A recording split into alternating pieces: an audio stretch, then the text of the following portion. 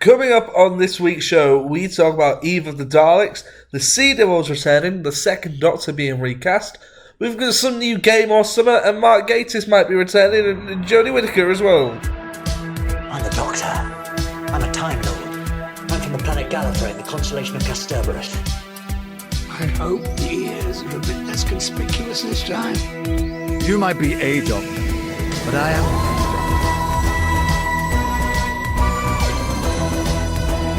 I'm a doctor, but probably not the one you expect. Absolutely fantastic. All of time and space, everything that ever happened or ever will. Where do you want to start? Hello everybody and welcome back to Bigger on the Inside, the new Who Doctor Who Watch Along podcast. Hooray! Series 5, baby! First series of 2022. First recording of 2022. I'm Harry, joined as always by... Yeah, it is. I'm trying to think about... Yeah, it is, yeah. Yeah. Happy New Year, Tim. Happy New Year, Harold. How are you doing, Tim? I'm good. I'm good. You didn't finish my introduction. Oh, I'm Harry, joined as always by the somethingable Tim Saxby. How are you doing? Good. Great. It's nice to be back. It is very nice to be back. It's been like 20 days or more. I think it's been about a month since we've done a proper watch along. Yeah. I did the Ark in Space ones with Harrison. If you listen to them, you know how much I hated them.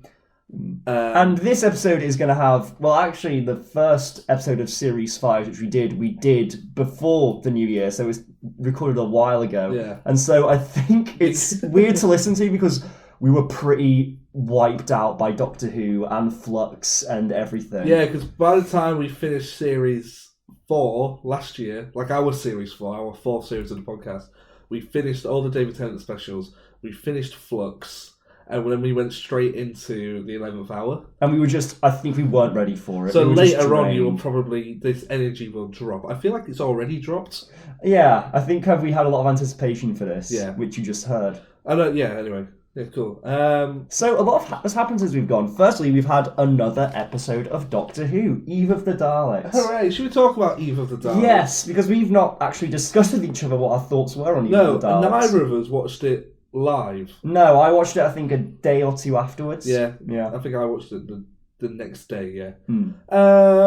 You go first. I enjoyed it. It was not as I was expecting. It wasn't really a Dalek story. Well, Daleks were in it, but it wasn't really about the Daleks, which is weird because most Dalek stories are very Dalek-centric. And this one was much more about this concept of like the time loop that was happening as the Tardis was fixing itself and playing with that convention, kind of an action-y Groundhog Day type thing. Yeah. Yeah, and I enjoyed that. And I also enjoyed the supporting characters. I thought they were both really likeable and funny. What did you think to the concept of time loop?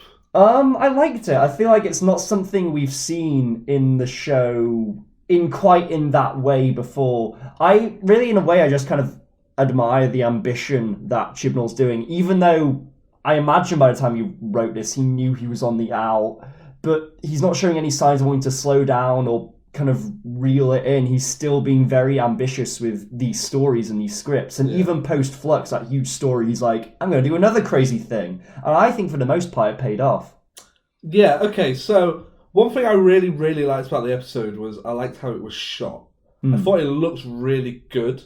And the lighting, the smoke, and like the atmosphere, the whole thing was really well done. Especially that opening scene in the TARDIS, where I couldn't work out if the colour was changing on set or if they had done it in post afterwards. You know, where like Jodie's, like the whole thing is changing colour. Yeah. I thought that was really good. Obviously, then there's a scene where she runs out the TARDIS and all the TARDIS walls start to sort of rotate. Yeah, that was a cool shot. I think it is really well done, and some of the Daleks are just shot so well.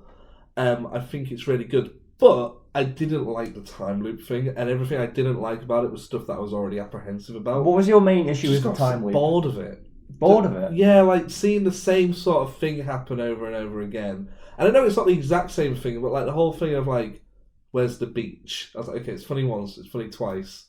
Third time, I was like, ah. And like, I must have seen like the same shot of Aisling B running to the lift about 5 times.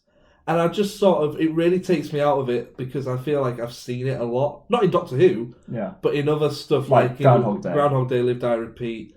Some episodes of Doctor Who have used it in, and it's just like, oh yeah, of course, Heaven Sent. Heaven Sent, yeah. And I was watching it with some family, and like I I could sense the vibe in the room wasn't in favour of the episode, but there was lots of elements I did really like about it. But I feel like there was just some stuff. It's been my problem with all of the Chibnall stuff, not just this one. It's like I'm like, oh, that's really lame motivation, or the character's motive doesn't really make sense. Like the whole thing, like I've got some notes, so I will refer back to them because I didn't want to just come on and start slanging it off. But where's the thing about a Monopoly board? Oh yeah, the Monopoly board. Oh yeah, here it goes. I don't believe the relationship between Nick and Sarah. She only realised she loved him when he told her that she liked him. It was never love. That's a strong word. But okay, she started admiring him. Yeah, seeing him in a new light. But light. The way she flipped out of him just because he brought in a Monopoly board. And also the fact that he only comes in one day a year because he knows when she's working. Why not just take a risk and come in some other days and work it out? Well, because he's a guy. But yeah, but okay. So guys do weird shit when it comes to girls they like. Okay. So my understanding then is that like he really likes Aisling B. He really likes her, but he doesn't like her enough to come and see her more than once a year for 5 minutes. Right? Yeah. And it's sort of like, what is he doing for the rest of the year? The character came across as a bit weird. He was meant to be a bit weird. But he's also had girlfriends in between. Yeah. Because he had all their shoes. Weird guys. Some weird guys still date. No, that's not like. Are you saying you thought he was too weird to realistically date all these women? What I couldn't understand was how he was a weirder. Like, yeah, he kept all his ex-girlfriend's shoes and he put them in storage. But then, Aisling B suddenly liked him because he liked her. And also because, he sacrificed his life for But he knew he was going to come back. He wasn't 100% sure. I'm sure getting killed by Daleks isn't a very nice experience. That's what I didn't like. That he instantly was going to kill himself because nobody liked the fact that he was putting a Monopoly board in storage. They all shouted at him. It's a sacrifice. It's a sacrifice. Forget it then. No, he didn't value himself as much as the others, so he's like, right, I'll sacrifice myself to try and save these guys. Even if I was with people who I thought were above me, I would still not, after 5 minutes of knowing them, go, well, I'll sacrifice myself. Even with you, I'd have to double think if I was going to sacrifice myself. Well, it was like a thing of like an act of heroism, and that unexpected act of heroism is what made her change her feelings about him. What I thought they should have done with the episode, and what would have made it interesting, would have been to keep the time loop thing. So they arrive at the warehouse, and they look at a CCTV monitor. Maybe they see Aisling B. And they go, okay, well, there's a map here, we can work out where she is. So they go to where Aisling B is. When they get there, she's dead, right? And then you can have the Dr. Yaz and Jonik killed by something off screen. You don't see what kills them. And then they are brought back. And then the episode is then trying to work out what is killing them. And that way. So the Daleks are still in it. Did there be more about the Daleks? Yeah. Were you disappointed it wasn't a Dalek story? Yeah, like I wasn't expecting. I know, like we spoke in the past about, is Davros going to be in it? But I think once we saw the trailer, we sort of knew he wasn't going to be in it. Yeah. But I feel like it could have been anything. The Daleks didn't really. It didn't have to be. It could have been a Slovene. It could have been a Sontaran. Do you know what I mean? The fact that it was the Daleks didn't really. Apart from the fact that it sort of led itself into flux a little bit. And do you feel like when they bring Daleks back, it should be all about the Daleks? Yeah.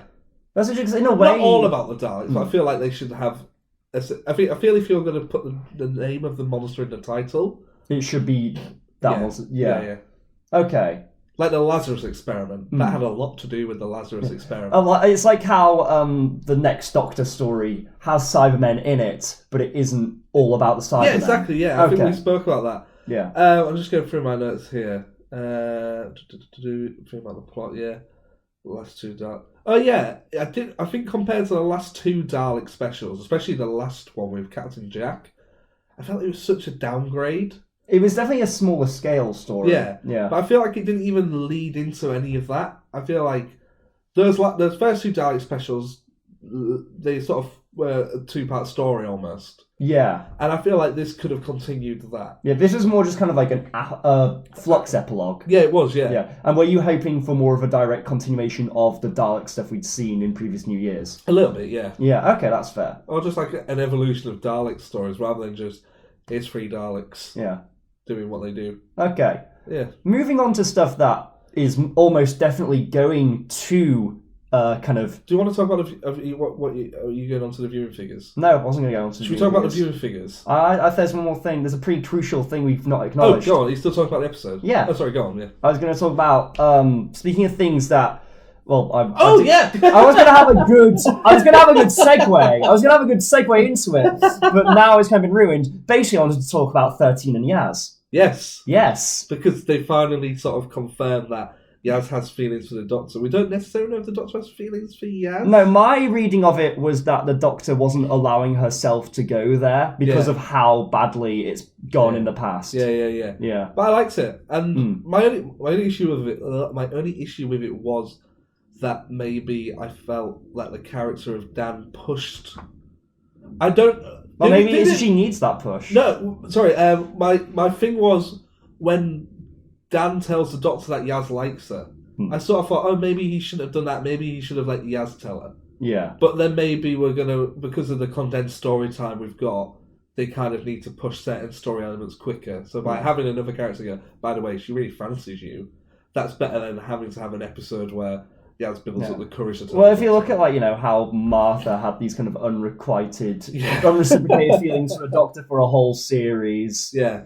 It's kind of refreshing for a character to just be like, hey, you know that there's a thing there, right? Yeah. No, I like that. I was really happy. That was the highlight of the episode for me. Was that that was finally included. Yeah. I feel like that's the only bit of fan servicey stuff they've done recently. It doesn't really read me as... Well, here's the thing, it could be read as something where Chibnall saw there was a lot of shipping online and then decided to put that in. Or maybe it's something he was planning all along. With Chibnall, you never know. Because he does like to kind of lay the foundations for something, but not explicitly say this is going to pay off later. Yeah, maybe, yeah. I'm not a one for shipping. I don't tend to watch it. I hope those characters get together. No. But I feel like this was just a really good one, and I feel like... It makes sense. Yeah, I like it, yeah. Yeah, highlight of the episode, I think. And also a bit where John Bishop has a standoff with a Dalek. That was good. Oh, that was fun. Where he just acts dumb and walks around it. Yeah, that was good. Because I was watching it, and I was watching it with family, and I said, why does nobody ever just lay in front of a Dalek? Right up in front of it, where it couldn't exterminate it. At its feet. Yeah, because it'd be a really boring TV show if everyone's just all crawling along the ground so the Daleks couldn't shoot them. Even though, if everyone just crawled everywhere, the Daleks would never get them. That's true. Yeah. Should we go on to the viewing figures? Yes. Did I send it across in news, did I? You did send it to me. It's the first article in our news. Because we normally don't talk about viewing figures, because they're normally not that... Interesting. Or important. But this one sort of seems to maybe be. This is... Do you want to read the clickbait headline? I think it's the Daily Mail. Yeah. Doctor Who New Year's Day special suffers its worst rating since the show was rebooted 17 years ago, pulling in nearly 6 million less viewers than in 2018. Now, 2018 was Jodie Whittaker's first... New Year's special. Was it her first New Year's special? Yeah, Resolution. Are you sure? Was it her first year as the Doctor? Well, Series 11 was kind of late 2017. Was it? Yes, and then Resolution was New Year's Day 2018.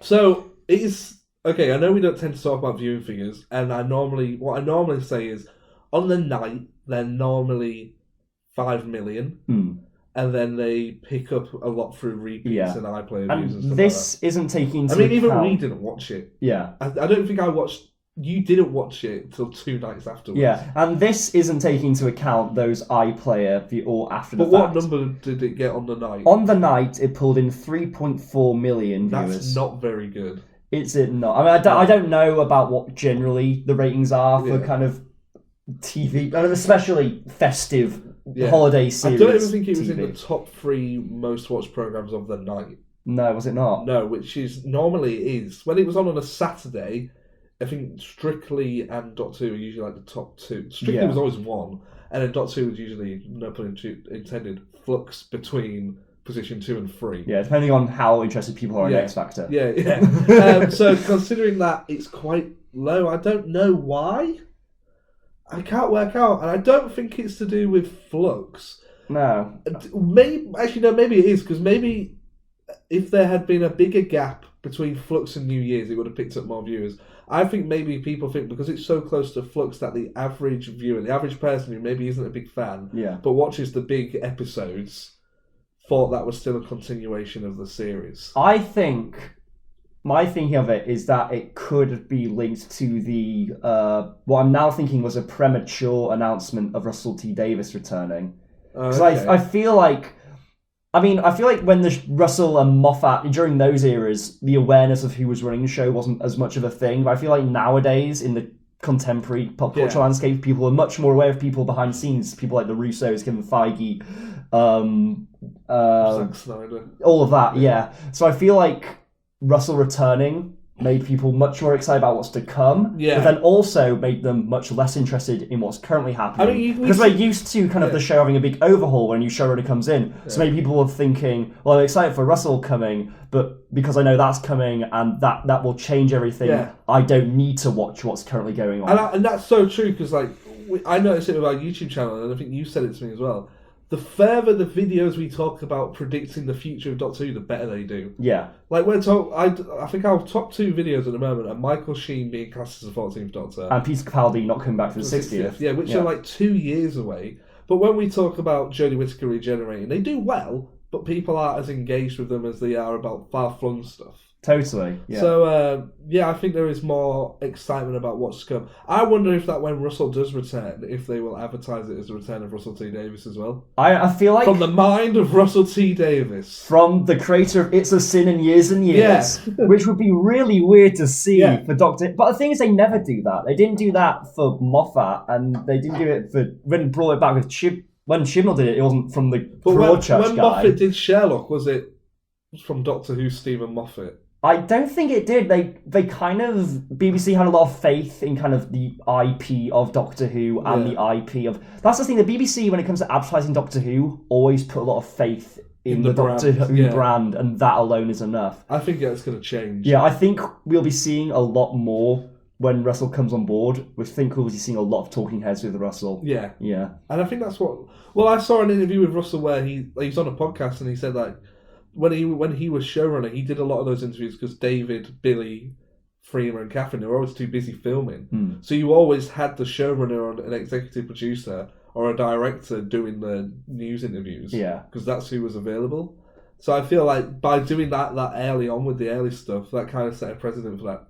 Because I'm far more excited. If I'm watching telly and they go, and coming up, we've got Jodie Whittaker talking about Doctor Who. I go, okay, cool. But if they went, but Chris Chibnall, I go, oh, I'm going to watch that. Yeah. Because he's going to have more insight in what's to say rather than basic PR stuff that actors and stars are told to say. I mean, you see it on, like, when Flux was coming out, the behind-the-scenes videos they do. Yeah. Chris Chibnall always had the most in-depth, insightful things to say because he was the guy running everything and overseeing everything. Yeah. So he had the best kind of knowledge to bring to that. Yeah.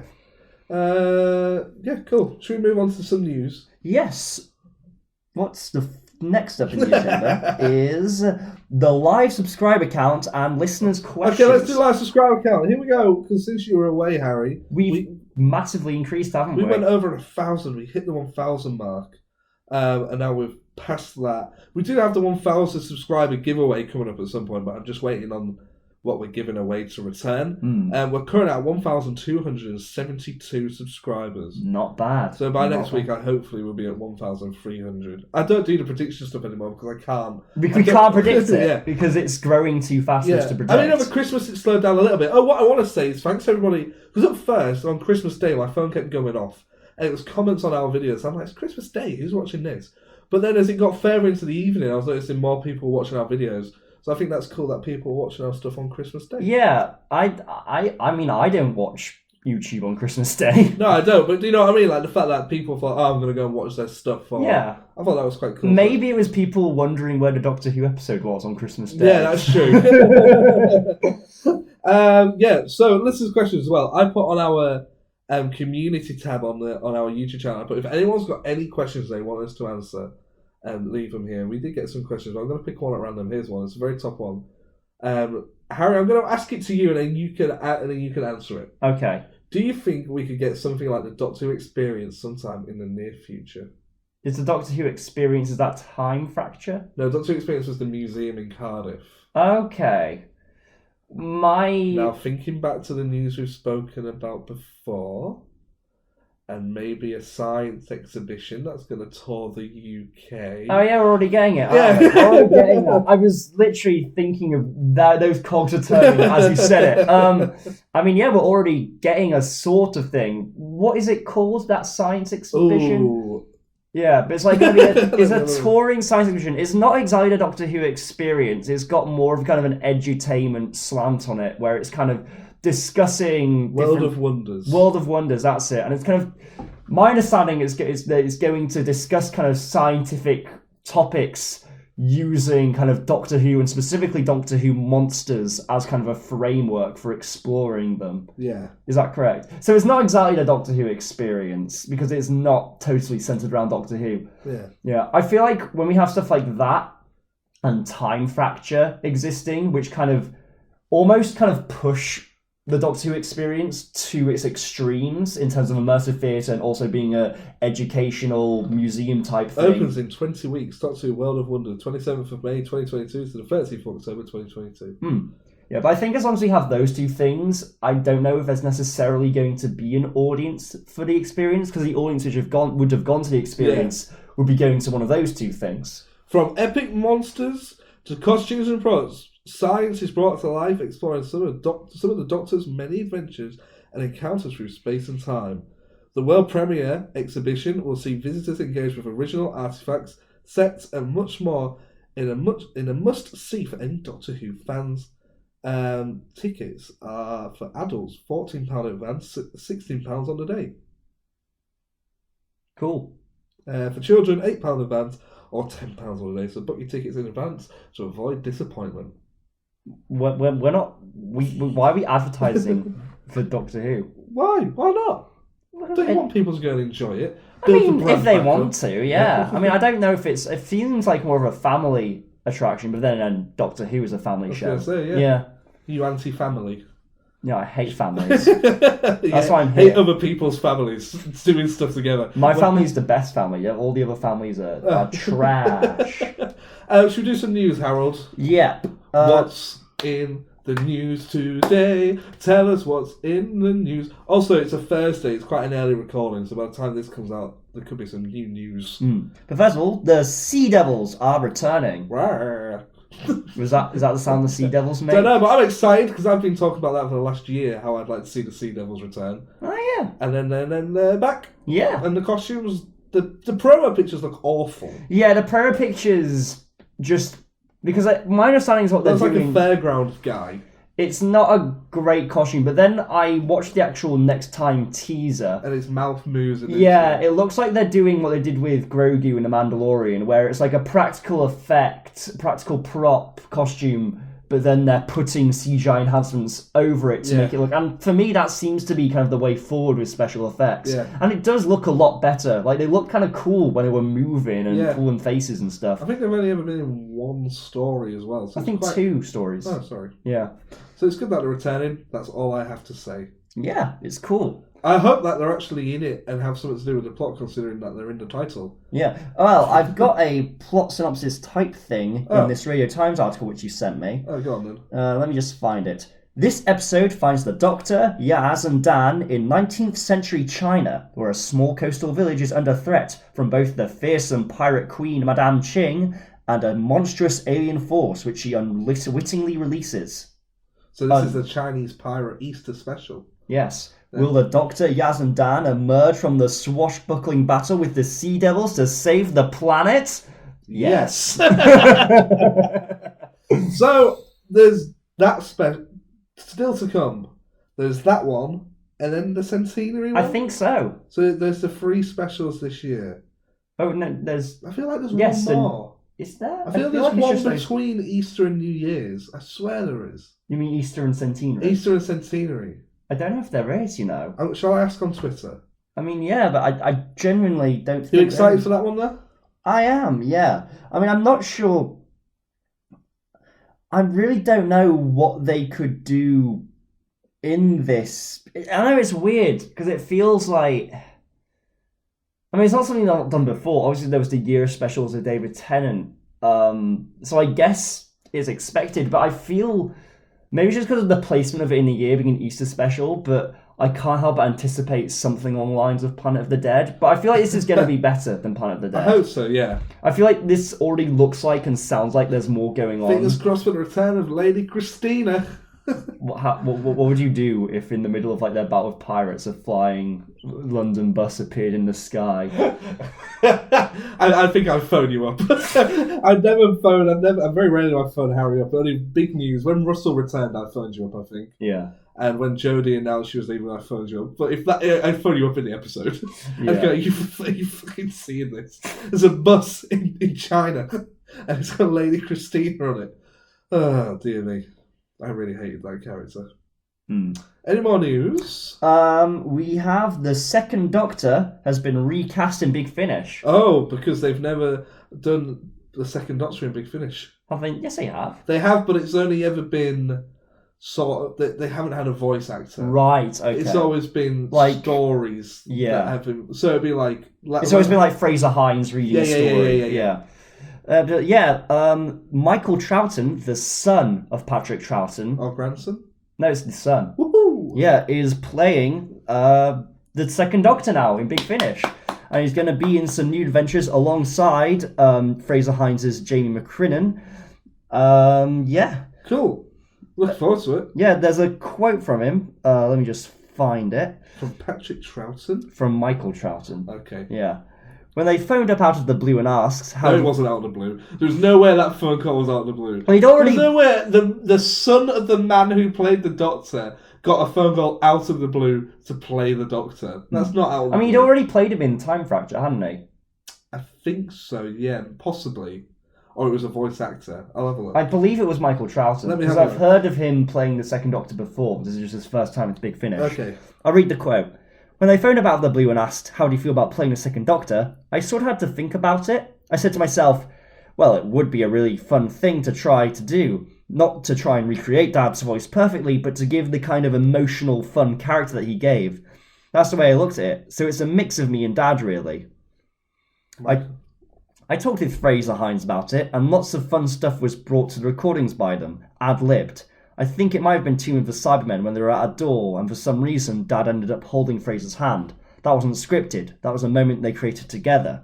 It's difficult to do that kind of thing on audio, but it was that fun inflection in his voice I tried really hard to get. Yeah, you are right. It was Michael Troughton for... Time Fracture. Yeah. But yeah, no, it's good. I like the fact that it's him. There's a couple of really good voice actors on YouTube who can do really good second Doctor's impressions. But yeah, no, it's good. I'm surprised it's taken this long to get someone to voice that character. Yeah, because my understanding is when it comes to classic Doctors, the second Doctor is one of the more popular ones. Like, my understanding is he's at least more popular than Pertwee. Well, whenever we've done our anniversary, when we did the 3 Doctors and the 5 Doctors, he's always the standout. He's always our favourite. Yeah. So yeah, cool. I'm happy with that. Yeah. I don't know if I'll give it a listen because I don't really listen to much Big Finish. We don't. No, we're naughty. But yeah, we'll see how it goes. Okay, next up is something you've entitled "Some New Game" or something. I don't understand it. It isn't. It's I think it's like an online game called EVE Online. I don't know what it is, but it's having some kind of like crossover expansion event thing. We've got, like, you know, Fortnite. Yeah. You know how Fortnite always has these crossover events with stuff like Marvel and Starbound and stuff. Yeah. It's basically that for this game, EVE Online. Why can't Doctor Who for once just go... Why isn't it in Fortnite? I don't like Fortnite, I don't play it, but that would be better. I feel like Fortnite is only eyeing up the biggest of the big IPs. Like, you know, you have like the super huge IPs like Marvel and Star Wars. I feel like Doctor Who is at least one tier below that in terms of scale and wide mass appeal. What did what they saying about it? Well, it's really just been announced. What did they say? Read it. EVE Online will host Doctor Who's most iconic enemies. As Ringo Starr. He's back! He's back! Oh. Come in. Oh, Happy New Year, Ringo. Happy New Year, Tim. You're just in time to give this... do you know what EVE Online is? I have no bloody clue, Tim. Oh, well, just read that over there. Harry's just had to pop out for a second. EVE Online will host Doctor Who's most iconic enemies in an unprecedented crossover event, beginning next week on the 13th of January. A teaser for the crossover, dubbed the Interstellar Convergence, appeared on Eve's YouTube channel this afternoon, but offers new clues as to exactly what will happen. Nevertheless, we see the iconic BBC sci-fi series' time vortex and, at the end, a Dalek mothership powering up. Weapon systems restoring, screams a familiar Dalek voice. Did you think the Dalek voices in Eve of the Daleks was different? No, one of the Daleks had a normal Dalek voice, but the other one had kind of a slightly deeper one. Yeah. Yeah. I've just noticed, because obviously I've recently been watching bits of Doctor Who and some Dalek voices appeared, and I did notice that Nick Briggs' voice has changed from the Matt Smith era to what we're in now. Do you think so? I mean, honestly, he's always kind of made a conscious effort to kind of give different Daleks their own kind of slightly distinct voices. Yeah, definitely, but I feel like the overall, if you were to generalise it, it's quite different. Do you think so? I guess I've not listened hard enough to realise. Yeah, whatever that is, good for them. I mean, I don't play EVE Online. Don't know what it is. I don't know what it is. Shall I have a look and try and work out what it is? Yeah, is it like a spaceship game? Is it like an MMORPG? I don't know. If anyone listening is both a Doctor Who fan and an EVE Online fan, please let us know. Because honestly, I don't know how much crossover there's going to be between fans of EVE Online and fans of Doctor Who. EVE Online is a space-based... You can read it. It's too many big words for me. A space-based, persistent world, massively multiplayer online role-playing game, MMORPG, developed and published by CCP Games. Players of EVE Online can participate in a number of in-game professions and activities, including mining, piracy, manufacturing, trading, exploration, and combat. That sounds boring. I wouldn't play it. Nothing against people who do, but I've never been a fan of MMOs, of RPGs. You know, I struggle with Pokemon. B&Qs, B&Ms. Home bargains. Like where you just instantly threw out the letters and just started naming bargain basement stores. Yeah, whatever that is, good for them, I guess. Nice to see it being expanded. If someone's listening and they're a fan of both EVE Online and Doctor Who, please let us know, and let us know if you're excited about this. What else is there? Mark Gatiss. Mark Gatiss has spoken about Russell T Davies' return. I can't do a Mark Gatiss. Here he is, it's Mark Gatiss! I can't do a Mark Gatiss. Oh, that's so What Mark. does Mark Gatiss sound like? I don't know. What's Marky Mark got to say for himself? He said that when he found out that Russell was the showrunner, he literally shit himself. He had to sit down, Tim. I was talking to someone the other day and they said that they were at a club and they kissed this boy, and as they kissed him, the boy shat himself. What? What? She said, and we kissed, and as we kissed, he literally shat himself. Are you serious? Yeah, because it was so funny. I wrote it down in my phone. That's the funniest thing I've ever heard. The idea of because I imagine it a bit like Ghost for some reason, like really romantic music. Just instantly shits himself. That sounds like the kind of shit like you felt so relaxed around her. It's almost instantly shit. That sounds like the kind of thing you only get in like In-Betweeners or American Pie. I swear there's an episode of Cuckoo, the Greg Davies sitcom, where Tiger Rooney is in a bath with a girl and he shits himself in the bath. Oh god, I didn't realise that shit actually happened. Yeah, go on. Anyway, Mark Gatiss did not shit himself. He literally had to sit down when he first heard that Russell T Davies would be returning. Are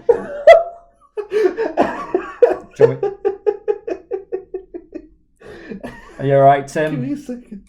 Okay. Joe, let's take a swig of your water, Tim. Alright, Karen, we're okay now. We're okay. I'll keep reading his quote.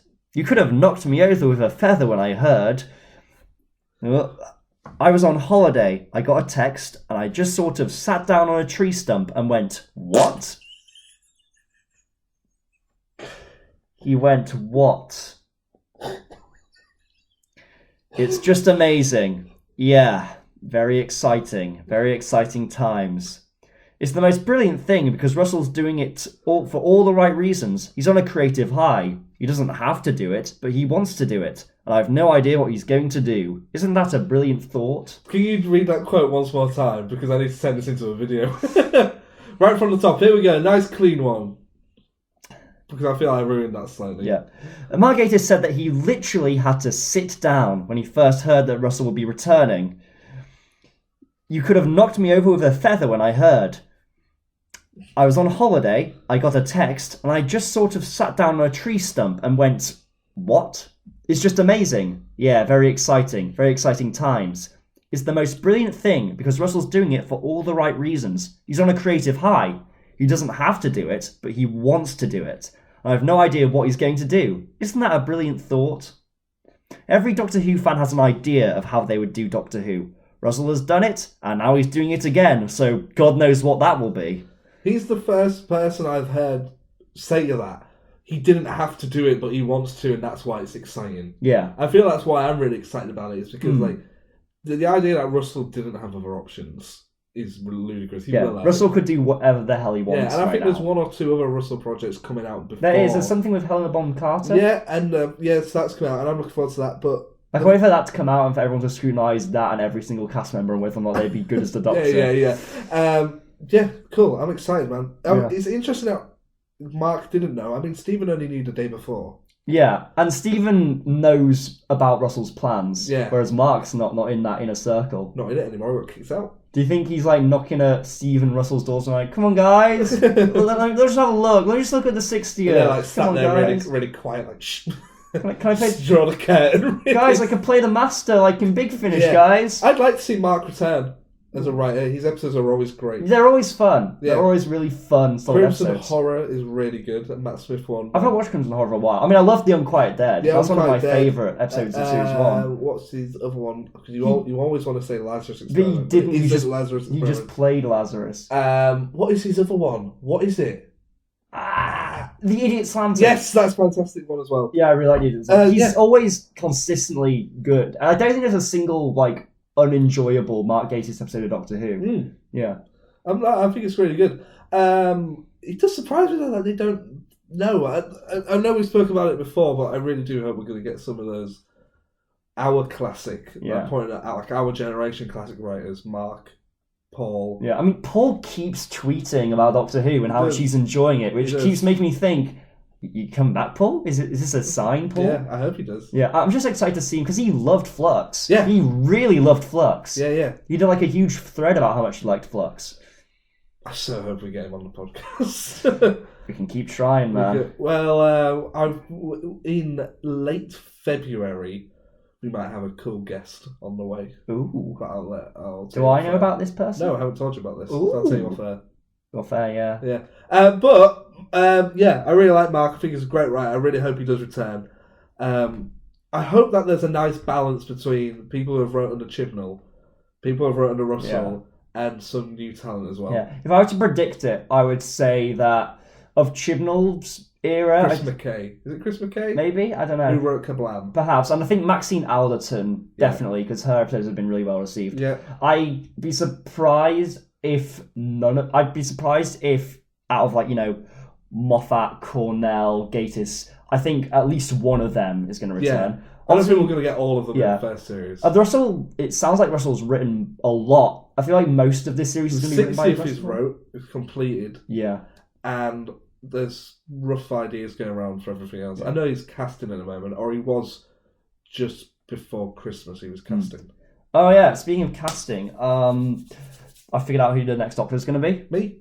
No, you? it's because... Them? Everybody? Well, you see, did you watch the Christmas Day It's a Sin bake-off? No.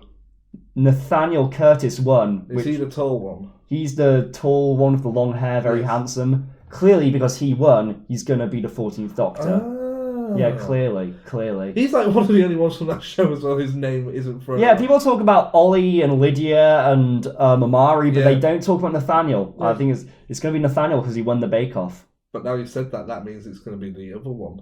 Which other one? Callum Scott Howells? Yeah. Yeah. Alan Partridge. Why do you call him Alan Partridge? Because in the first time he appeared, he looks just like Alan Partridge. Because of the way he's dressed? Yeah. Or... Yeah. I guess. Yeah. Okay. Yeah. But then again, on New Year's Eve, Ollie performed with Kylie Minogue, who of course was Astrid in Doctor Who. Oh yeah, that never occurred to me. So clearly that's a sign it's going to be Ollie. And Jodie endorsed Lydia West and said she wants to cast Lydia West. That was strange. The fact that the person who currently playing the role has actually suggested a name. Do I think that's strange? Because that never normally happens. Well, I guess Jodie's wrapped on her time. But until it's usually announced, like, Matt never said who he wanted to play the role. And David never... He's always, well, there's going to be lots of brilliant people who are being auditioned and we'll just have to wait and see, but I'm sure it'll go to the right person. But for someone to actually come out and go, yeah, I want it to be Lydia West. Yeah. Makes me think that it's probably going to be Lydia West. I mean, I don't know if she has... I mean, apparently she has Russell's number. Yeah, well, we'll get to that. We will get to that, yes. But there's one... It's actually the next story. Oh, it's about Jodie Whittaker. Who? I don't know. Is she behind the scenes person? Is she a so. writer? Go on. Anyway, Jodie Whittaker. Catering. Anyway, Jodie Whittaker has. I always have to scroll through these. Is it because there's loads of adverts and also the first? Well, it's kind of just Jodie Whittaker is an actor from Shipton Fort at the age of 35. She played the Doctor, previously played by David. Is it all that? There's a bunch of context for stuff that we already know and the listeners already know because it's a Doctor Who podcast. Right on. But anyway, the interesting bit is that Jodie has. We didn't win any of the friggin' awards as well this year. We were nominated. We didn't win, but we won the.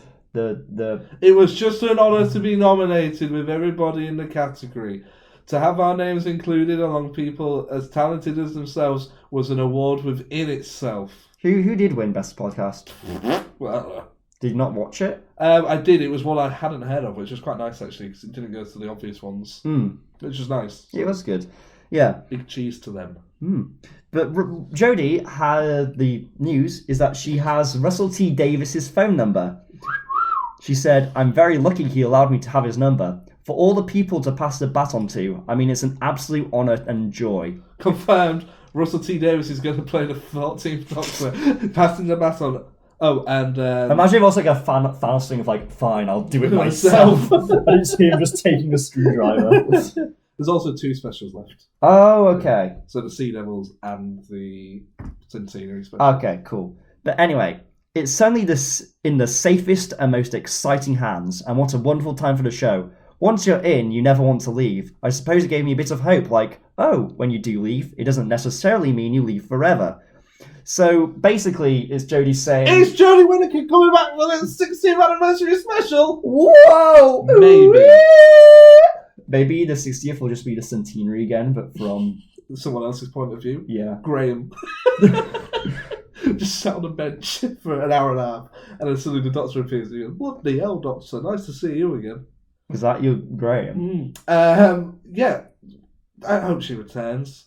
Yeah. I think the 60th is too soon, because she will have just left. Yeah, it will be a Well, bit she weird. will have just left, but it'd been a year. Yeah. For audiences. And it was 3 years before David Tennant? Or was it 4 years before David came back in David? Yeah, so maybe it isn't...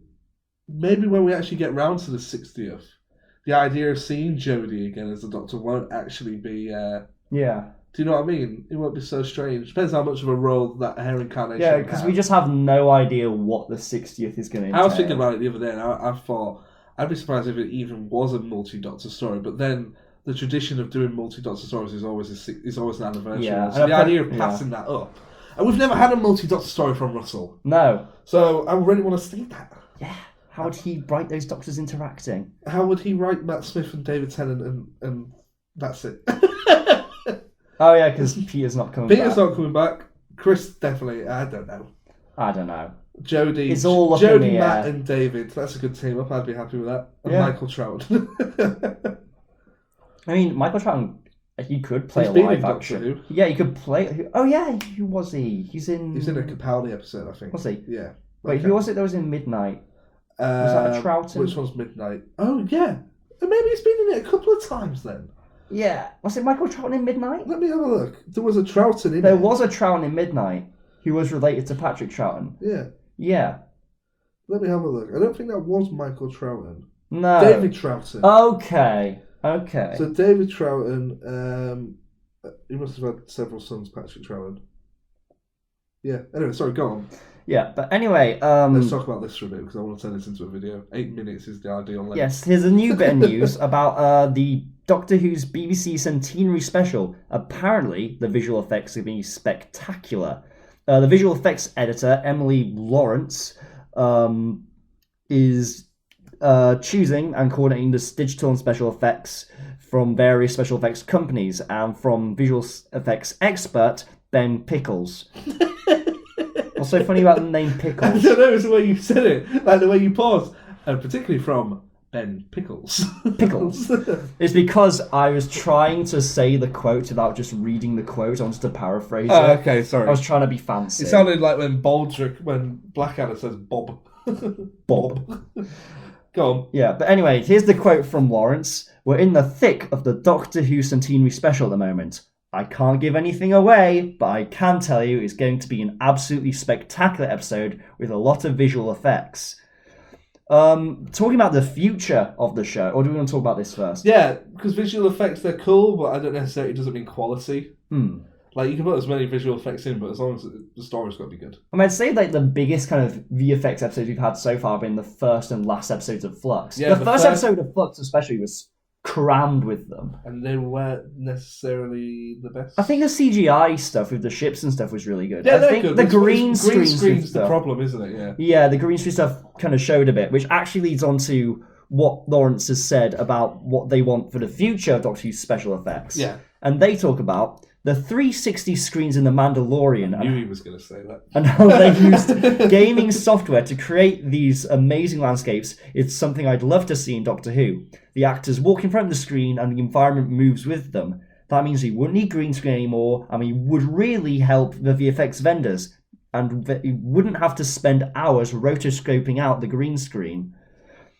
Basically, what do you know about the Mandalorian special effects? It's basically like a big LED screen, like an almost 360 screen that you can film the actors in front of. Yeah. Almost like going back to like Hitchcock stuff of putting a car in front of a projector so it looks like the car's travelling down a road. And it renders in like real time, doesn't it? Yeah. Because it uses the Unreal Engine, I think, which is used for video games. I think so, yeah. Yeah, It but it looks actually amazing. says here, Yeah. Disney's The Mandalorian uses virtual sets created using Unreal Engine, a powerful video game creation tool that gives the director complete control over the set and surrounding digitally generated environment.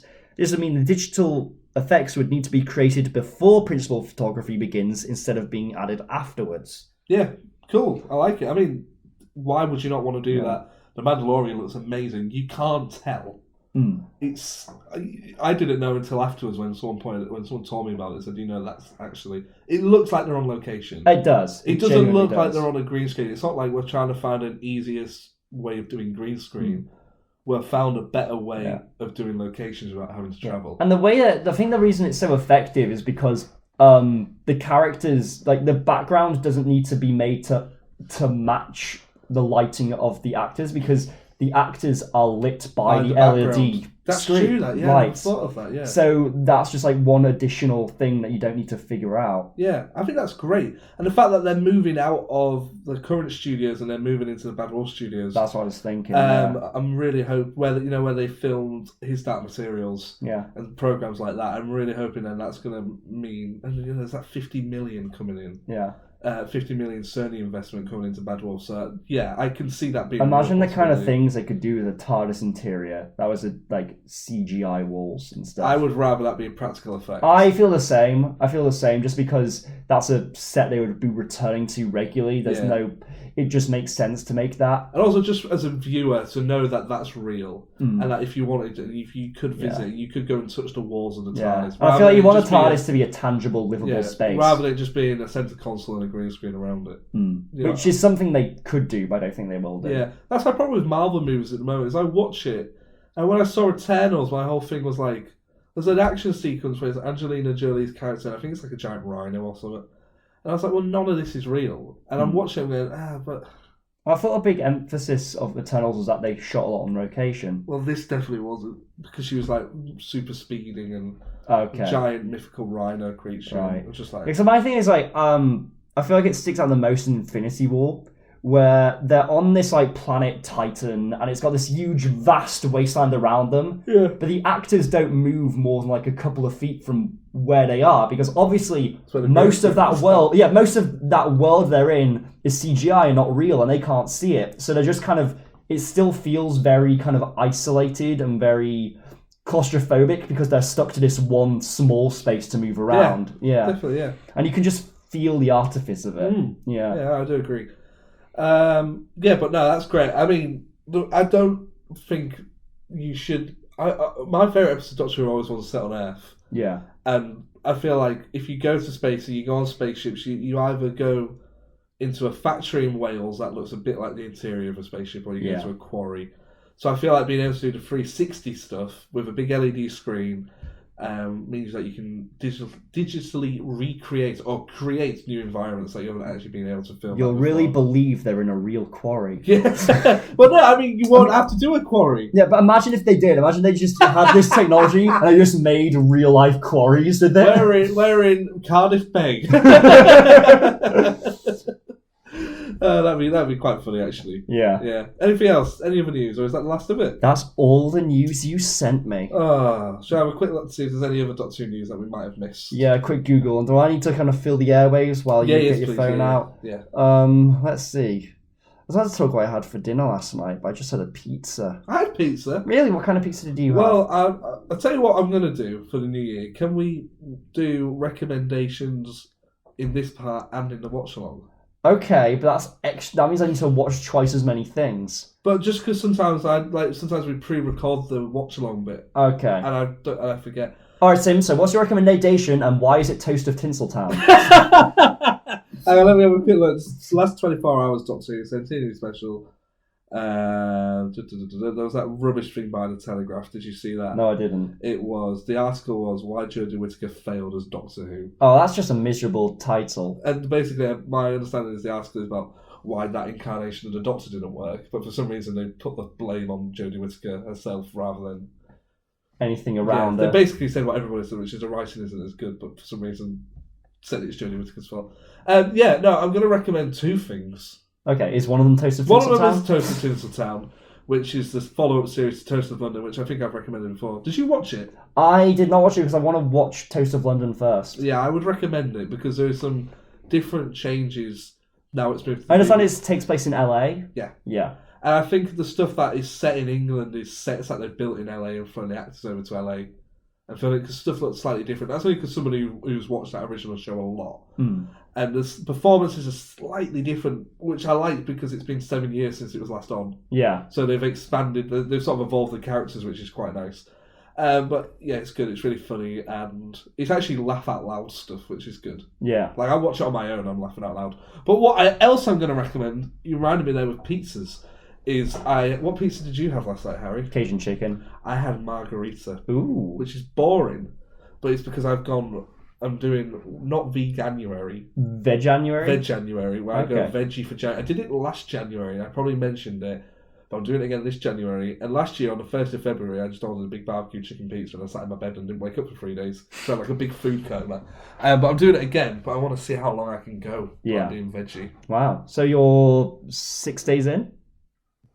Yes. How are you finding it so far? I've caught myself out a few times, but luckily it's been like I had a pot noodle that was chicken and mushroom. And I just bought it, but luckily it's chicken flavouring, so it's not actual chicken. Okay. So a couple of times I've been in Asda and I've put like a bag of Haribos in my bag, and then I look at the thing like, I can't actually eat these. Oh yeah. Do you feel any kind of tangible difference? As in how I feel? Yeah. I mean, obviously it's not even been a week. Not really, but I know last year I did notice like I lost some weight, which was quite nice. But I don't. That's not because I wasn't eating as much, but it's because what I'm eating is better. Yeah. You know what I mean? It's like I'm still having wraps for lunch and stuff, but I'm just not having cheese and chicken. Yeah. I'm like there'll be like veggie chicken in there now, and there'll be nice salads and stuff and sauces. Okay. And, do you know what I mean? So I feel like for anyone struggling to eat better, or maybe that's your New Year's resolution, just cutting meat out altogether then encourages you to then start eating side foods that are healthier. Yeah. Because like in my cupboard at the moment, it's full of chocolates and biscuits and stuff for Christmas, which are all veggie.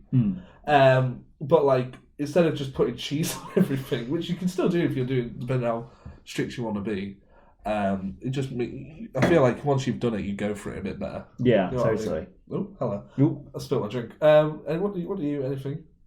Recommend? Yeah.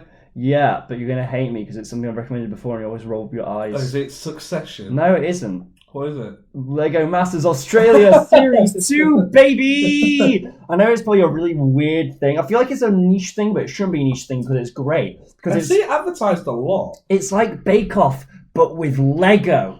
And people creating insane things out of Lego. It's so good, I know Tim. when you recommended it the first time, I did go and watch a couple of episodes. I did enjoy it. I don't feel I'd enjoy the American version. The Australian version is the best version. Is it? Yes. Okay. The Australian Lego Masters Australia, so good. It's on all 4 or E4. Because the American one's kind of based with the movies, isn't it? But no, it's got like Will Arnett hosting, and it's much more heightened, like American shows are. Yeah. And the Australian one uses kind of the same format and a very similar set, but like the hosts are different, the judge is different. It's one of the like 12 only kind of like certified Lego like experts in the world. Okay. Who's the host, and like the builds are actually a lot better. The Australians are better with Lego than Americans. Yeah. Yeah. Cool. Yeah. I don't really watch it, but I do see it advertised a lot. So it must be good. I mean, my family love Lego. My brother loves Lego. My mum loves Lego. I was watching TV the other day over Christmas, and they were advertising the Australian Bake Off, Great British Australian Bake Off. You mean the Great Australian Bake Off? Yeah. Not the Great British Australian Bake Off. The Great Australian Bake Off, yeah. And someone I was with said, "Why are they showing that over here? We're not Australian." So it's my response was, "But you're not watching it because they're Australian. You're watching it because you like watching them bake." Yeah. And it's just more episodes of the same thing. It's just slightly different. Mm. And also, that's like saying, why do they show Cheers over here? We're not American. Yeah. You know what I mean? So I feel like, yeah, I get why you might enjoy the Australian version. I mean, I enjoyed the American Office more than I enjoyed the British Office. Yeah. So yeah, cool. Yeah. Should we go on to the watch along? Oh yeah, the watch along. The one. Get ready for a massive, mahoosive energy dip because we'd just finished watching Series 4 and Flux, and we were tired, man. I'm still tired now. I haven't really gotten over it. Oh.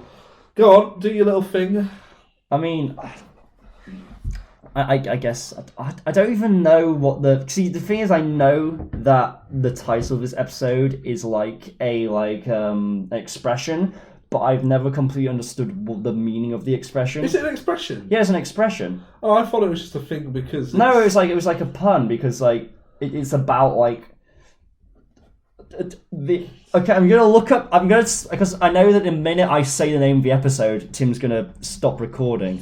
So I'm gonna get it ready. I'm gonna get ready on the cancel button, which I think is that one. I'm gonna look up the meaning of the phrase so I can use it. The latest possible time before it is too late. Well, I feel like we're nearly at the 11th hour itself. Shut up! Shut up! Shut it down, pop up!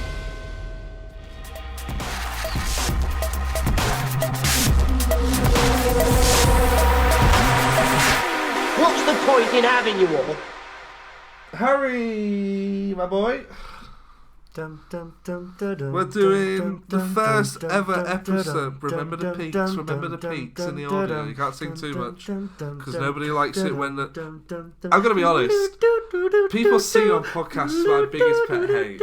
I would have tuned out by now. You've got to stop. I'll be serious, I'll stop. There we go. Okay.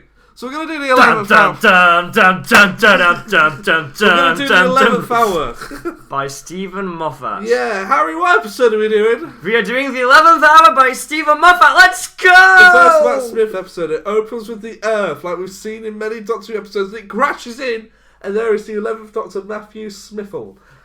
Honestly, it's a very strange cold open. Why? Well, I It don't doesn't know. really do much, does it? It doesn't. It's kind of like an action. It's kind of a continuation of what we saw at the end of time. But he's taking his jacket off. Yeah, the jacket's gone and he's fallen about, and it's weird. I don't know if we really needed it. It's fun though. It's fun. It's kind of like, this is what Doctor Who is now. Now it's because literally everything is so different, and it kind of opens like we're big, we're fast, we're cinematic, the cinematography is so different in this series. It feels much more, I want to say, sweeping, if that makes sense. Grand, yeah. There's a certain grandeur to it. Wide. I'm signalling wideness with my arms, ladies and gentlemen. He's put his arms out. And the hands are at an angle to signify the ends of the wideness. Yeah, I can see. It's a big frame. Should we talk about the new opening titles? Yeah, you don't like them, I don't like the fonts. You don't like the font? And I don't like the crashing lightning sounds. It's just play the music. Okay. And then I feel the TARDIS stuff needs to be sped up. It's like dun, dun, dun, dun, where I'm like dun, dun, dun, dun, it still has to no, but it's like dun, dun, yeah, but underneath it has the dun. Yeah, but it's not as prominent. Whereas Tennant is like, yeah, we're fucking going. Let's go. Let's go kick an alien in the dick. Whereas this is a bit more methodical. Yeah, and I'm like, here we go. We're traveling in time. And I hate the font. The font's awful. As in, like, the font for the actors? Yeah, the actors font. It's like, Mark Smith. Like, big, fat letters. You don't like the big, chunky letters? No, it's naff. I like the actual new logo, though. I think the new logo is really good. Yeah, the DW. Yeah, with the little throwback to Arthur. Yeah. To Arthur? DW! Ah! Yeah, I think, I mean, you know, I love the Russell era, but I think this new title card is a lot stronger. Okay. I feel like it's much more indicative of what the show is. Yeah. Kind of like the Russell era, it's good, but all it really says is aliens and fire. Yeah. Whereas this one, you know, it's got like the TARDIS in it, it's got like that strong image. I feel like, I don't know, I just feel like it works a bit better. I feel like it says what the show is. Yeah, there's a crack in the wall in a little girl's bedroom. Yeah. Her name, Amelia Pond. And for some reason, like all kids, she's praying to Santa. Do you find that weird? Yeah. But aren't kids a bit weird? I didn't pray to Santa when I was a kid. I knew who Jesus was. Yeah, but like some kids are weird, aren't they? Yeah. She's 21 now. Yes, she's a little younger, 1 year younger than us. Than you. Than me. I'm 23. Wait, so was she 9 when she did this? Must have been. Huh. The TARDIS crashes in her back garden. Kablam. TARDIS. Oh, Kablam's a different episode and Matt Smith gets out of it.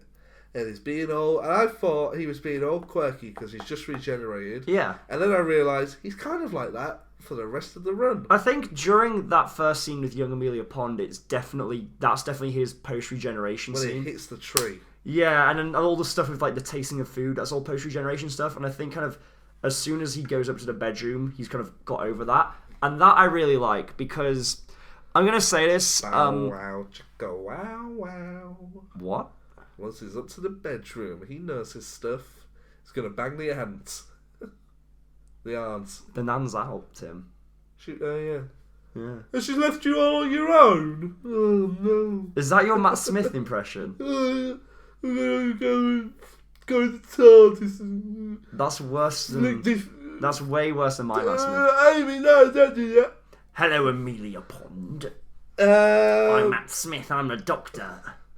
A lot of I'm really tired. Tim's really tired. He's just had a nap. He says wibbly wobbly timey wimey. He does. Should we talk about Matt Smith? Yes. He was 26. 26, that's a young age. What did you think when this episode first aired? I remember when this was our first new Doctor. Yeah. When this first aired, and I'll say it for Series 5, I wasn't, when I was like 10 years old, I wasn't a massive fan of Matt Smith's Doctor. I wasn't really into this series. But that was because, for me as a kid, my reference for what the Doctor was David Tennant and just David Tennant. Yeah, yeah. So everything that he did that wasn't like David Tennant, me being a kid not liking change, wasn't that big on it. Yeah. And I don't know, it just felt... I stuck with this series and I watched it as a kid. I remember being out for the very final episode and watching it on iPlayer, but not being that fussed. And I remember that being a turning point, being like, oh, I'm not that fussed that I'm missing an episode of Doctor Who. Yeah. go out live. The last episode I saw was the Christmas Carol one as a kid. That was the last one I watched air. Yeah, I think I saw that. I honestly couldn't tell you. Yeah. And I think this is interesting because obviously we loved the Russell era. We grew up with the Russell era. And now we're getting to this era, which we've both, just said quite distinctly, we felt completely differently about as kids. Yeah. Like, so nothing we say about this series is influenced by nostalgia, or maybe it could even be negatively influenced by nostalgia. I don't know. Everything's very blue. It is very blue. The intro's blue. The TARDIS is more blue. He's wearing blue. Yeah. The bedrooms are blue. Yeah. They're in a little fairy tale village. Where is it? Is it? They say the name of it. I can't remember. It's fictional, but it's an actual.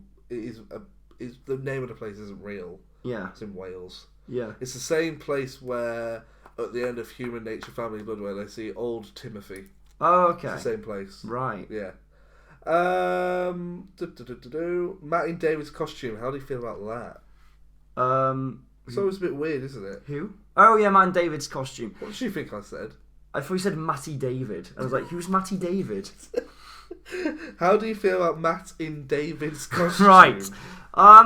It's fine. I'm used to it. I mean, I feel like it's not as weird. I don't think I liked it at the time.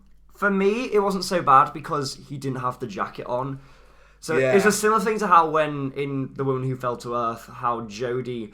It's all raggedy, isn't it? Yeah, and how like Jodie's got the waistcoat on, but she's not got the coat. And like obviously how when we see Capaldi for the first time... She has to go on at first. Does she? Not in The Woman Who Fell to Earth. Yeah. Yeah, but then she quickly loses it. For most of it, she's just kind of in the waistcoat. Yeah, but she does wear the coat. Okay. Yeah. Matt in David's costume. Yeah, I found it a bit strange when I was a kid. Like when he uses the Sonic. I think I was still. I was still a little bit like, that's David's. When I was a kid, I was like quite possessive over it. Really. It's weirder seeing, especially like the opening shot of like of David's TARDIS interior. Yeah. And seeing Matt with David's / Chris's Sonic. Those two things were really weird for me. Yeah. I mean, I don't know. They're weird for me now, but I don't think as a kid they were weird for me. Because as a kid, we didn't have this understanding that the TARDIS interior and the screwdriver were personalised for each Doctor. Yeah. So when I watched the 11th Hour for the first time as a kid, I just kind of assumed that he would have that screwdriver and that TARDIS. Yeah. And that's just what they would be. Well, I know they changed the TARDIS because they got new studios. And I saw online someone had made David Tennant's intro, but with Matt Smith's name and Karen Gillan's name. Okay. So, like, as a little fan edit, just to see what it looked like. It looked quite good. Yeah? Yeah. Huh. Like, if it was, if they just kept the same, styling and stuff like that. Well, because I know that the reason that Moffat went for the whole overhaul, when he originally came on as showrunner, he was assuming that Series 5 would be with David. And my understanding is that when he was going to do that, it would have been much more of a kind of a transitional thing, where there wouldn't be a huge overhaul. But because David was leaving with Russell, he was like, alright, screw it, I'm going to overhaul everything. Yeah. And I remember being very thrown out by the branding. Even on stuff like DVDs, I felt it was slightly too kiddie-ish. Okay. Like, there's a lot of... I think a lot of the attention was on the monsters a lot. And do you not think that's just because you were older, and so you were more aware of that stuff? Not really, because it's only been a year, wasn't it? From Matt Smith to David Tennant, so... Yeah, but you kind of said you were entering a different stage of your life when... Yeah, I guess so, but I don't know.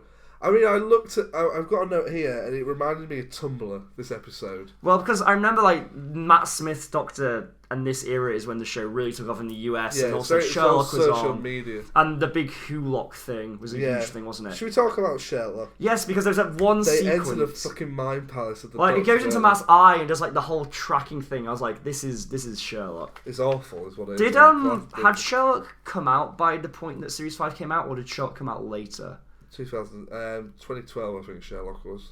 No, because I remember Sherlock was definitely out by the time the Christmas Carol episode came out. Yeah. Because I remember I didn't understand who was involved with what creatively behind the scenes, but I knew that with the Matt Smith era, there were different people in charge, and it was the same people. Well, Matt Smith auditioned to play Watson. Did he? Yeah. Okay. So they must have been in production around the same time. I heard something very interesting about the casting of Matt Smith as the Doctor. Go on. Like, it wasn't actually Moffat's idea. It was the casting director, who I think is the casting director for all of New Who, Andy Pryor. Yes. And he really liked Matt Smith, and Moffat felt that he was too young. Okay. However, Andy convinced him to let Matt audition because he could see that Matt was an old man, had the spirit of an old man in a young man's body. Yeah. And that, I think, is, for me, what I think is the strongest thing about Matt Smith's Doctor. Yeah. I don't think we quite see it yet in this series. I think later it becomes much more prevalent, but you really do get the sense that Matt, and I'll say it when I see it, that Matt Smith is this alien who's lived for hundreds of years. Yeah. Russell Tovey also auditioned to play the Doctor. Shall I have a quick look? I feel like there is a few names that have been published.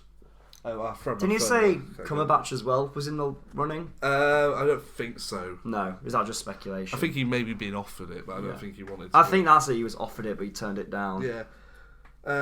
I think he does. He said, like, in an interview, he doesn't like the idea of his face being on lunchboxes and stuff. But I think now he's obviously mellowed to that because he's in the MCU. He's Doctor Strange. Yeah. Yeah. That said, I would rather see him as Doctor Strange than Doctor Who. Yeah, same. What do we have next? Prisoner Zero. Ah, yes. We talking about which part of Prisoner Zero? Like, just the whole Prisoner Zero thing.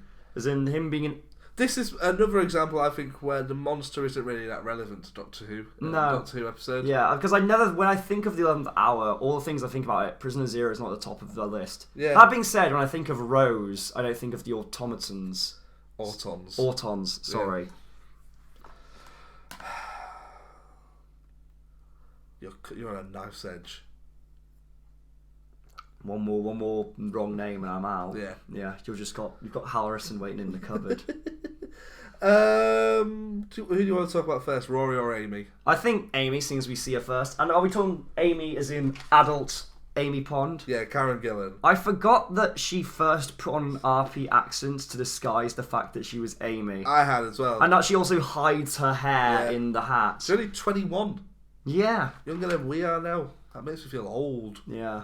Feel old as shit. We're older than Amy Pond. Yeah, she's dressed as a kissogram.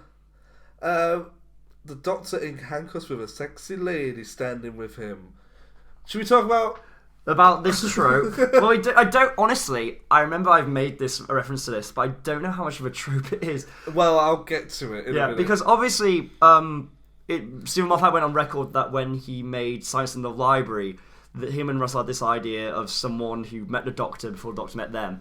And Stephen suggested, wouldn't it be funny if it was played by a sexy woman? Because it would really confuse the Doctor, he wouldn't know how to act. And that is kind of shown its face again in the 11th Hour, where Matt Smith thinks he's looking for this little girl, but then he got the dates wrong, and now the little girl is a grown-up kissogram. Yep. So we're introducing a new segment to the show called Stephen Moffat's Sexy Lady List. Disclaimer.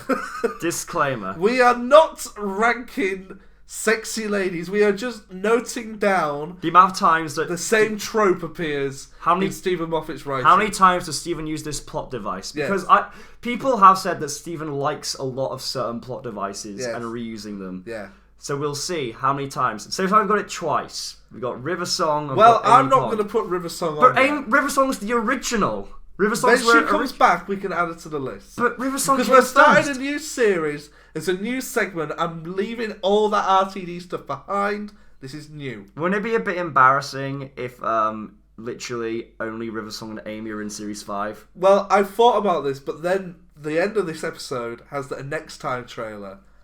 And it suddenly reminded me of a lot of other sexy ladies who are going to come and when they distract appear, the Doctor. Do they appear within the space of a trope of the Doctor's not expecting them and it confuses them, or is it just an actor in the show who happens to be an attractive We'll woman? wait in time. We'll wait. Because I feel like there could be a lot of arguments to be made for the latter and it just being a coincidence. And obviously, most actors at the top of the game are attractive because we like seeing attractive people on our screens. That's why you're never going to be on our telly. That's right. Rory. Arthur Darvill. Was this like his first kind of big break? I think it was, yeah. Yeah. He was about 28, I think. Yeah? He was the oldest out of the three. Really? Yeah. He's older than Matt. Huh. I guess he is. Yeah. He's good. He is good. I like him. I mean, we don't see much of him here. I like it when he hands over his phone. It's like, why are you giving me your phone? It's like, oh, it's a camera too. Like, this was when you had to tell people that your phones phone have cameras. was also had a camera on it. Yeah. Yeah, it's good. Yeah, I find it Bit of a Mickey and Rose scenario going on again. At the start, yeah. Yeah. But obviously, it takes a different direction. One thing I find really interesting about this is obviously the whole thing of how everyone reacts to the Raggedy Doctor, like this character that Amy made up as a kid. They all know who he is. Yeah, they all know. But I find it weird that like that some people, like the lady in the house of the telly, is like, oh, yeah, that she's like, oh look, it's him. Yeah. Whereas like Rory gives them, for me, a much more human reaction of like, no, he's a fictional character. Why is he? What? That doesn't. What? Yeah. Yeah. Should we talk about Jeff? Oh yeah, Jeff with his laptop. Who never ever appears again. There's a reference to him in like a later episode this series. Is there? Yeah, I think at the end of episode 5 or something. Yeah. Oh yeah, there is. Yes. No, there's a reference. Yeah. That he's the good-looking one. Yeah. Which I think is a bit harsh on Alvadar. Like.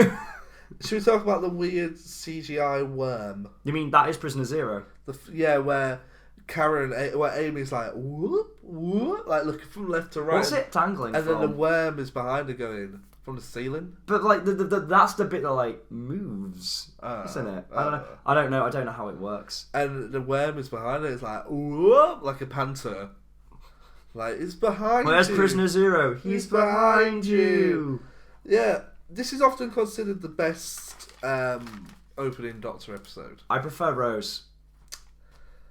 Okay, let's say I think it's often considered the best regeneration. Post-regeneration. Yeah. And I'll agree with that. That was something I was going to say earlier. That I feel like I'm not a fan of most post-regen episodes because the Doctor, for most of it, is either out of commission, like in Christmas Invasion, or they're wildly out of character, like in... Deep Breath. Yeah, Deep Breath. Here, Matt Smith's a little weird for a bit, until he gets some fish fingers and custards down him. Which we did on the podcast. I made a video with Harrison. He eats fish fingers and custard. How did it taste? It's alright. Really? Yeah. Weird. But I feel like as soon as they're through that, he's just the Doctor, and we can just start to get to know this version of the Doctor. Yeah. And that's what I like. He does a what? Does he? When does he do a what? When Amy says, "You said 12 years!" And he goes, What? And then Amy drags him and runs off. I mean, obviously, do you think there is still some remnants in the script of it being written for David? I don't know how much Moffat had written. Because... Or if it was just a story concept. Yeah, I don't think he'd actually written any proper scripts. Right. Because I saw that Moffat was... The whole story was going to be different. Yeah. Like, the end of the series would have ended up where the series started. But surely the way that... The way that TV production works, he must have written most of the series before Matt was cast. So surely when he was thinking of the voice of the Doctor to write for... Well, Moffat said in interviews that he doesn't write each Doctor differently, he just leaves it up to the actor. Yeah. He just writes... So he didn't distinguish between writing for Chris, writing for David, and writing for... Not really, I don't think. Really? That's interesting. That's very interesting. There's a lot of random children playing in the street in this village. Because it's like an idyllic... I feel like here's like the Moffat era depiction of England and the UK and the Russell era depiction of wildly different. Like Russell, you get like London, you get the big metropolis, you get London flats. Moffat, you get quaint little English country village. Yeah. I feel, and it's like night and day, and I feel like that speaks to like how radically different these two eras feel. Yeah. Doctor on Jeff's laptop, we've done that. We haven't talked about the browser history joke. God, that gets repeated a few times, doesn't it? I feel like Matt only makes it the one time, doesn't he? He makes it again when he's... Oh no, the second Doctor when... The first Doctor when he puts on the sonic glasses. That's the Capaldi, I think, makes it like 3 or 4 times, the browser history joke. The Doctor drives a fire truck. Yeah, he covers all bases. He's got the police box, he's called the Doctor. The Doctor drives... okay, drives very a fire good. Truck. The Doctor drives a fire truck with a big extending ladder, while Rory drives a Mini. Could you get any more phallic symbol than... You're saying that the 11th Doctor is compensating? No, I mean, it's like a macho measuring competition, isn't it? Like, Rory's always, like, trotting behind. He can never be the Doctor. The Doctor driving a big fire truck. and Rory's whizzing around in a Mini Cooper. I didn't even think of that. Yeah. You think that's deliberate? I didn't think of it just then. Do you think that's deliberate on Moffat's part? Well, the fact that It could Rory be. drives a little car will be deliberate. Stuff like that will be deliberate, like deciding what car characters drive and things like that. Olivia Coleman, she's here as well. Yeah, our first kind of big star. I mean, she wasn't a huge star at She's this done point. Peep Show, she's done the Mitchell and Webb look. Yeah, but this was like Hot Fuzz. This was pre-Broadchurch, wasn't it? It was. Yeah, but it's like I feel like in the Moffat era especially, it feels like every single week there's a huge like star on. Even if they're not huge when they're on, they're gonna be huge. Yeah. Obviously, this week we have Oscar winner Olivia Coleman. I can't remember who there is next week, but I'm sure there's someone. I think it's me. Is it you? Are you in The Beast Below? Yeah, I think. Yeah. Double check. Are you the whale? No. Can't remember. Are you the thing with teeth? Maybe. Are you the doctor? Silence will fall. Yes, we get the first reference to the Pandorica will open and silence. Thanks. What? I'd forgotten what it was. Yeah, the Pandorica will open and silence will fall. Okay. Or something like that. Don't ruin it. Do you think... Because I generally can't remember. Yeah. Do you think Moffat knew what he meant when he said silence will fall when he first wrote this? I don't know because I can't remember where it goes. Do you kind of remember what silence will fall means? I don't want to know. Really? Yeah. Do you really not remember what silence will fall means? I will remember as we go along. Do you remember what the Pandorica opens is referring to? Yeah, the Pandorica opens. Yeah, okay. Cool. I mean, obviously, because The that's... silence, is that just to do with the silence? I'm pretty sure it does, yeah. Oh, we'll just leave it. Should we get... I want to get into comparison between Rose and Mickey and Amy and Rory. Okay, because I feel like that is very easy to draw that comparison in this episode. Especially with, like, you Woman know... likes the Doctor but doesn't appreciate her boyfriend. And also the thing of... But then, like, with Rose and Mickey, it's depicted that Rose isn't right for Mickey and Rose is yearning for more in life. Whereas here, it kind of backpedals and says that... Mickey grows up a bit. He's a bit of a wimp and then he mans up. They grow in different directions, those Whereas characters. Rory... I feel like Rory doesn't have to prove his love to Amy, but Amy doesn't see it. Yeah. Yeah. Doesn't see it until he literally... Well, we'll get to that later. Matt Smith literally walks through David Tennant's face. Oh, yeah. He does, doesn't he? Like, you know, it's when they do the thing of all the Doctors, they all flash really quick, but then they hold on David Tennant and Matt Smith walks right through And it. then also, that shot of Matt is the first time we see Matt in his costume. What do you think of his costume? I really like it. I like it. I prefer what his next costume will be. By that, I don't mean the green trench coat he has. The purple. You like the Series 7B costume. Yeah. See, I prefer this. Because you would. Because I would. It feels more fitting to Matt's Doctor. The fact he picked up a bunch of clothes that were, you know, surprisingly cohesive, but still... Yeah. I like, it's light, it's not super... Like, David's costume feels like it's, like, tailor-made for him. How did Capaldi get his costume? We never see, do we? No, we just... Barrow just goes back to Daz and goes, what do you think? And he flicks his jacket open, doesn't he? Yeah. Right, and, like, David's costume is obviously, like, he picks it out quite carefully, whereas Matt, like, picks up some clothes, they go together surprisingly well. But I like the whole thing. I like the boots, I like the tweed jacket, which I believe... It isn't Matt Smith's jacket, but that's what he auditioned in. Yeah. A tweed jacket. Yeah. Do you like the bow tie? I like the bow tie. I don't know what I think about bow ties are cool as a repeating thing. Yeah. Well, I like it in this episode. Yeah. Like you're saying, what's wrong with bow tie? Bow ties are cool. Yeah. Should we talk about the new TARDIS? Yeah. Let's start with the outside. What do you think of the outside? It's too blue. I think it's a little big. Is it? It's definitely a bigger outside than the Russell era TARDIS. Oh, okay. I don't like the St. John's ambulance thing either. Do you not? I feel it should have either been one or the other. As in... More blue or St. John's ambulance. Okay. I feel like they went... I don't know. I don't know why the St. I feel John's like it's ambulance very... thing's on there. I feel like it's very fitting of this era. Like you know, it's fitting of an era that starts in a quaint little British village. Like, is this kind of shiny, a bit grander feeling. Does the TARDIS blend... Like, if the TARDIS was to then, like, say it crash landed in London... Yeah. Would it then remake itself to make it look like it fitted in London at that time? That's the thing. I feel like the Russell era TARDIS was designed to fit in that but kind does of the TARDIS, urban... No, but does the TARDIS know that? Did the TARDIS pick the look it picked because of where it was at the time? That's an interesting thought. Maybe. I don't Yeah. know. Because that's... Possibly. Because like then you think of like when Jodie's TARDIS redesigned itself, it's on an alien planet and it's got a very alien interior. Yeah. That's an interesting theory. Should we talk about the interior? Yeah, I really like it. I like it more now than I did when I first saw it. I didn't like it when I first saw it. I did like a lot of the stuff when I first saw it. Same. I feel like I've grown to appreciate it over time. Yeah. Yeah, it's good. I think we spoke about it before. We like all the levels and stuff. Yeah, I like the levels. I like how kind of bright it is. Yeah. I like how kind of there's so many odd bits and bobs in the TARDIS console. It feels very in keeping kind of the wackiness of Matt Smith's character as the Doctor. It feels like a very good fit. I feel like Matt Smith's costume here and Matt Smith's TARDIS interior here fit Matt Smith's characterization of the Doctor. And we've got a new Sonic. Yeah. It's alright, isn't it? It's cool. Yeah, I don't really think that much about it. Bigger. Yeah, it is. I guess that's a deliberate thing of like the show is bigger and grander now. Yeah. Bigger scale. Yeah. Yeah. And then he comes back and he rescues Amy when she's in her 90. 2 years later. 2 years later, and he whisks her off on the night of her wedding. Yeah.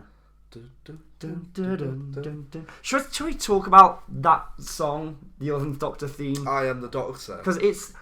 I knew it was in the show, like, you know, that song plays every episode.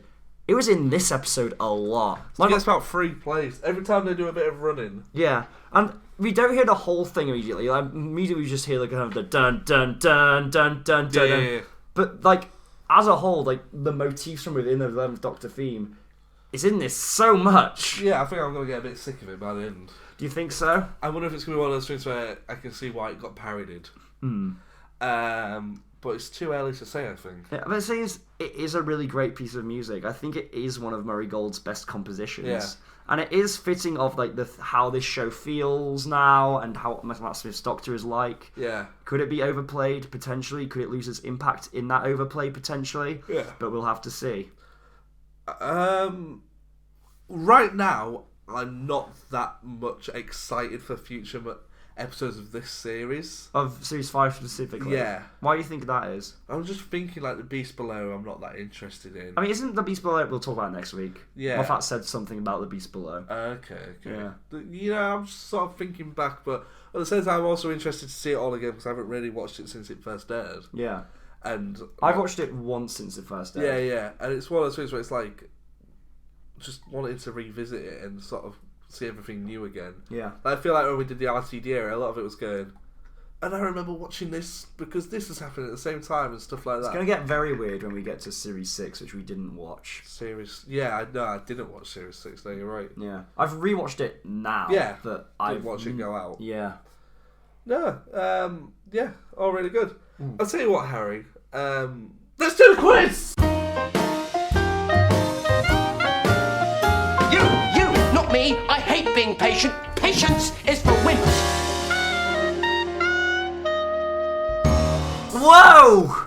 For a minute I was wondering if we were going to have a quiz. Yeah, I forgot because I put the book back down. Can you name 3 items that were on that Amelia Pond thanked Santa for? Thanks for the blank, blank, and blank. I'm going to say really generic things. I'm going to say bike. Nope. Telescope. Nope. Teddy bear. Dolls, pencils, and a fish. She got pencils for Christmas? Yeah. I guess she likes drawing, so... The Doctor says he's never had something when he gets out the TARDIS. He says he wants something. Cravings. Yes, well done. And can you name the guy who we named earlier whose internet history needs to be cleared? Fudge. Jeff? Yeah. Yes! So you got 2 out of 5. Great, that's... Wait, those are 5 questions? Well, you can't count the list as one big... It was a point for each. Alright, fine. 2 out of 5. That's better than I usually do. It was. What do you want to recommend, Harry? Before I go, I just want to tell you you were fantastic. Oh, recommendations. Yes. Right. Oh, I know. I mentioned it to you earlier. I don't know if it'll still be available, but BBC 4 did a 2-part series about the life of Walt Disney. The first part was very much about his early life and his contributions to animation, and the second part is about kind of his relationship to his workers, then going into his theme park innovations, a little period where he was obsessed with model trains. But I've always found Walt Disney a very interesting figure, just kind of like who he was, what his contributions to American history and culture, what he represents now. And I feel like this gave a really interesting insight into who he was as a man and what kind of shaped him. So if you have any interest in Disney, the man, I'd give it a watch. Disney the Man. Yeah. Well, the show is just called Walt Disney. Oh, okay. Part 1 and Part 2. Where can people watch that? On BBC iPlayer. It was on BBC 4. Cool. Yeah. Nice one. Struggling to find stuff to recommend. I'm going to recommend that everybody who's listened this far is clearly an avid listener to Bigger on the Inside. So why not leave this video a like, a subscribe, turn on that bell for notifications, follow us on all our socials, the links are in the description, and we really appreciate that. Will people still be able to... No, people won't be able to vote for us. Oh, no, it'll be long gone. That'll be long gone. Long gone. Yeah, by now we'll know if we won or Oh, wait, lost. no, I thought voting closed on the 10th, right? This is coming out on the 8th. There might still be time for you to vote for us. If it's... What's the date? It's coming out next week, isn't it? No. No? Specials next week. Oh, specials this week. Yeah. Oh, we don't know. It's too complicated, all this podcasting stuff. Yeah. You weren't even here this week. No, I wasn't. Harrison filled in. Yeah. Harrison saw the end of Doctor Who Flux and... You never did. You weren't allowed. No, yeah. I just didn't bother watching Doctor Who Flux. Coolio. Let's wrap this one up. Yeah. In a tight little bow. Because they're cool. Like the bow ties. Yeah. Bow ties, oh, I feel like we should have been more hyped for this. I feel like I've seen it so many times compared to some of those David Tennant ones. That's the thing, yeah, 11th Hour I feel like is probably one of the most watched episodes of Doctor Who. Yeah. People are like, it's the start of the new era, it's the Matt Smith's first one, it's the perfect first Doctor episode. Yeah, I feel like once we get into his second series, I'm going to be... And I think even kind of like middle episodes in this will have more to say, because you don't hear people talk about the Beast James Below. Corden. Oh, no. Oh, good God. I like to imagine that isn't you even thinking about the lodger. That's you just thinking about... Just suddenly remembered I live in a world with James Corden. We did a quiz at university the other day in the university nightclub, and one of the options, it was like a multiple choice, and one of the multiple choices was James Corden. He was greeted by a giant boo. Really? Yeah, from like a group of students. It's so weird that the UK has collectively turned against James Corden. Yeah. I really like Gavin and Stacey, you know? I can't bring myself to make those kind of stands because he's great in One Man, Two Governors. I really like Gavin and Stacey, so I can't. But it's just a shame he's an arsehole. Make sure you subscribe to the official Bigger on the Inside podcast.